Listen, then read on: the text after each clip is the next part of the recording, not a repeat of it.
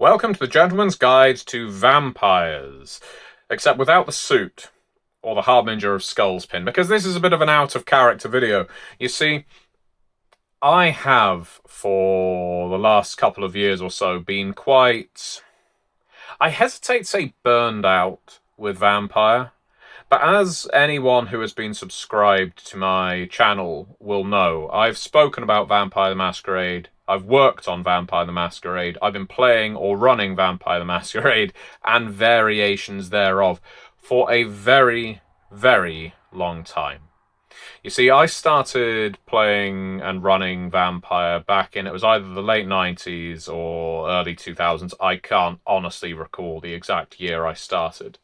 And since that time, I cannot recall a year where I either wasn't running Vampire or playing Vampire or ultimately making videos about Vampire or writing on Vampire and so on. And this was the case all the way up to about 2023, I think. I think 2023 is the last year I worked on Vampire.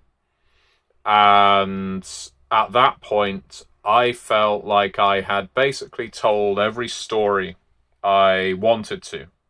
I had seen every character I could ever hope to see. I had run through every story, told tales about every event, gone through every permutation of personal horror, great global conspiratorial horror. I had explored the meta plot, exploited it, exploded it in books like Beckett's Jihad Diary. I worked on a new edition. Basically, I had become so saturated in Vampire, there was nowhere else for me to go. And yes, I could occasionally dabble into different eras, but in the end, after about 20 years, it turned out that most of the stories I was seeing weren't exciting me because I had seen them all before. But you know what they say, how can I miss you if you won't fuck off? And so it was time to fuck off. I needed space between myself and Vampire, and while I certainly occasionally made videos about it, especially by request, people who contact me through MatthewDawkins.com, remember, if you pick up a hard copy of The World Below or Monster Kingdoms, and you contact me through MatthewDawkins.com with evidence of your purchase, there's always links below for you to do so. You can request a video on any subject, and most people wanted videos on Vampire the Masquerade. But other than those, I had a long break from Vampire, in a relative sense. 2 years was quite a long time. And now I'm getting back into it. It's actually quite refreshing. I was never afraid that I was going to be put off of Vampire forever. It wasn't that kind of distance. It was more of a, we need some time apart to redevelop our affection for each other. And so, coming up very, very soon, within the next couple of weeks, there will be a chronicle that I'm running on camera with some fantastic players over on Ticking Time Bob's YouTube channel. Now, I will link that YouTube channel below. You can subscribe to it so you get informed as soon as that video series starts up. That is going to be a Vampire the Dark Ages chronicle that I'm running over on that YouTube channel, and some of the faces that you see over there will be very familiar to you. So if you are familiar with how I run Vampire the Masquerade, if you ever listen to any of my actual plays with Red Moon role-playing, you'll know I'm not precious about characters or plot. I find that there needs to be an air of threat in a Vampire game, and you will certainly get that in this one.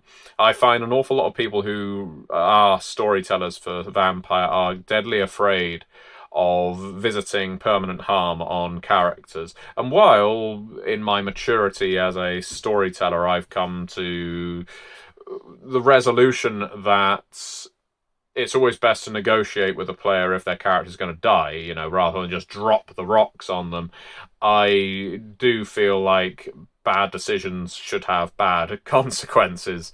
It's one of those things that sometimes puts me at odds with the, I guess what you might call the Geek and Sundry Critical Role LA by Night style of GMing. I don't role play or run games purely for the sake of laughter, even though I believe laughter is absolutely essential in a game.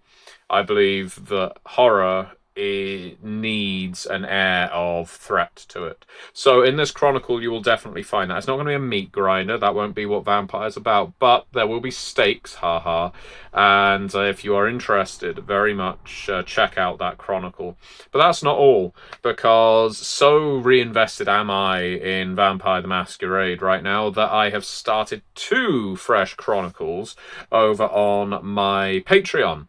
I've got 2 of the groups on Patreon now, starting up games of Vampire again. The Dark Ages, would you believe? So that's 3 Dark Ages games on the go all at once. One of them is the Transylvania Chronicles, all the way from the beginning, albeit with changes that I will be making, because I have often said, and I still maintain, that the Transylvania Chronicles and the Giovanni Chronicles, and especially the Ventru Chronicle, the one that everyone forgets because it was released so late into Dark Ages' original, 2003 run, I want to say, everyone's complaint is always, well, if you play these games as written, the player characters become side characters, and the NPCs, the Becketts, the Lucitas, the Anatole, and so on, Sasha Vikos, and the like, they become the main characters.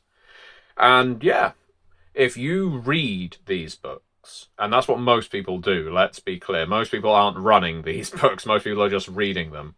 The side characters, the NPCs, SPCs, call them what you like, are the main characters.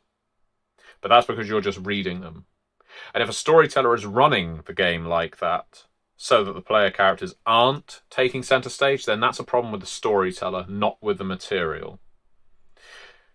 The fact is, with a published adventure, storytellers, GMs, keepers, doesn't matter what game you're running, whether it's Masks of Nyarlathotep, the Great Pendragon Campaign, Rime of the Frost Maiden, or whatever, if you run it exactly as it's written on the page, that game is going to be railroady, boring, and the players are going to feel utterly secondary to requirements.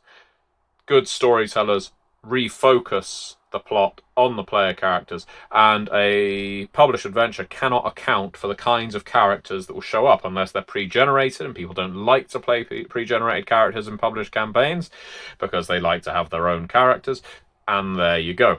So, in short, I'm running Transylvania Chronicles all the way from the beginning for one group, and that story will be very different to how it is in the Transylvania Chronicles. I'll be using the template, but things will change as the player characters make various decisions. And I'm also running another Vampire the Dark Ages game, this one set in the British Isles rather than the mountains of Hungary and Romania. So, if you happen to be interested in Vampire and you want to play games with me, the schedule is very, very tight, but you can always contact me through MatthewDawkins.com and inquire. If you're interested in joining my Patreon, I can say for a certainty one of those Vampire games has spaces in it, and there is the possibility of enough people sign up that we can run another one, but you need to get in touch. It is lovely to see so many people still interested in playing Vampire with me, given that this YouTube channel covers all kinds of material. And generally, if I'm working on a game, I talk about that game. So, you know, there's been a drop-off in World of Darkness content because I'm not working on World of Darkness right now. Quite happy with that. But at the same time, it is so wonderful to be able to get back into it without any bitterness, I suppose is a good word. No resentment. People want to play these games and I want to run them, and that's the way it should be. And I know for a certainty, if I start finding this game, any of these games, stressful or they're making me unhappy, I'll just end them. I've got too many games on the go now, and too many plates are spinning for me to run games that make me unhappy. So yeah, this video is a bit of a celebration. I'm getting back into Vampire, getting back into running it, and it's wonderful to still have people around that want me to run these games for them.